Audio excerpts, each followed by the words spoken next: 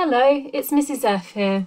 Welcome to my video on the reasons for the economic recovery of the Weimar Republic between 1923 and 1929. Although I'm following the Edexcel specification, you'll find that a lot of the content is also relevant to other exam boards. So, last time we finished off looking at the early challenges to the Republic. We're now going to have a look at the recovery which took place predominantly between 1924 and 1929. So in this lesson it's looking at the economic recovery. Next time we'll be looking at international relations.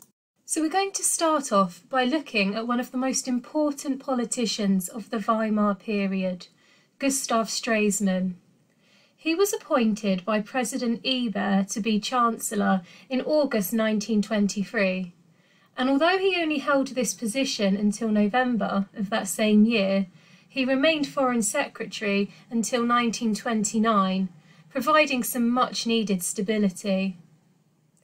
His main objective was to try and stabilise the economy and also to regain international respect. He was hoping that by doing so, Germans would feel happier with the Weimar Republic.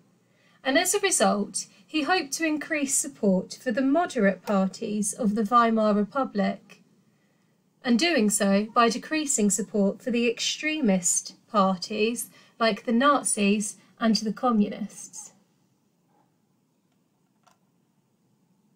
The first step in economic recovery was to try and restore people's confidence in the currency.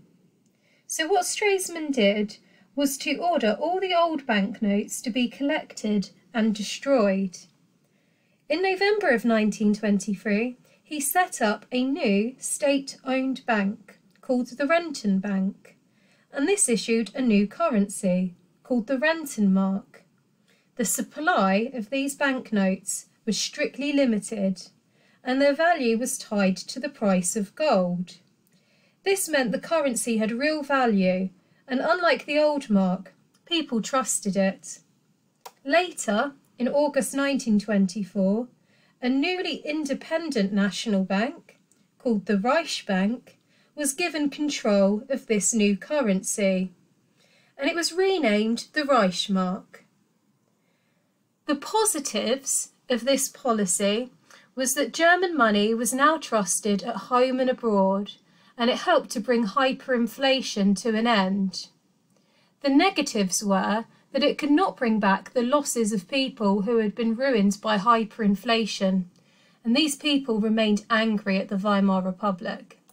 The next stage of economic recovery was the Dawes Plan. Charles Dawes, an American banker, had been asked by the Allies to resolve Germany's non-payment of reparations, and in April 1924 Stresemann agreed to his plan. It meant that reparations were temporarily reduced to £50 million per year, and in addition US banks agreed to give loans to German industry. In fact, they loaned $25 billion between 1924 and 1930. This combined package reassured the Allies that they were going to get their reparations payments. Stresemann had already showed cooperation by calling off passive resistance in the Ruhr, which meant that the French agreed to leave the Ruhr, and this was a big positive of the Dawes Plan. The Dawes Plan also improved the Weimar economy. Industrial output doubled between 1923 and 1928, finally passing pre-First World War levels. Also, employment, trade and income from taxation increased. A lot of Germans were reassured by the Dawes Plan, and this strengthened the Weimar Republic politically. But there were some drawbacks. The extreme political parties, like the Nazis for example, were furious that Germany had once again agreed to pay reparations. They didn't think that Germany should have to pay them at all. In addition, this fragile recovery was dependent on American loans, as you can see from the diagram in the bottom right-hand corner. Sorry, I had to think about that for a minute then. As you can see from the diagram, the USA gave loans to Germany, they paid reparations to Britain and France. This enabled Britain and France to pay back their war loans from World War I, and the USA could then loan Germany more money. But just imagine what would happen if for some reason the USA was to stop these loans. Then Germany wouldn't be able to pay their reparations, Britain and France wouldn't be able to repay the war loans, and it would make the situation for the USA even worse. 5 years later, Stresemann made further progress with reparations when he agreed to the Young Plan. This plan was put forward by a committee in August 1929 that was set up by the Allies and was headed by an American banker called Owen Young. The Young Plan reduced the total reparations debt from £6.6 billion to £2 billion. Also, Germany was given a further 59 years to pay off its debt. The positives of the Young Plan were that the lower reparations payments allowed the government to lower taxes on ordinary German people. And this helped to create something called the virtuous cycle of economic growth. This is when lower taxes allow ordinary people to spend more money, and this boosts German industry and creates more jobs. Those jobs, in turn, boosted spending power, and this boosted industry and employment again, so you can see why it's a cycle.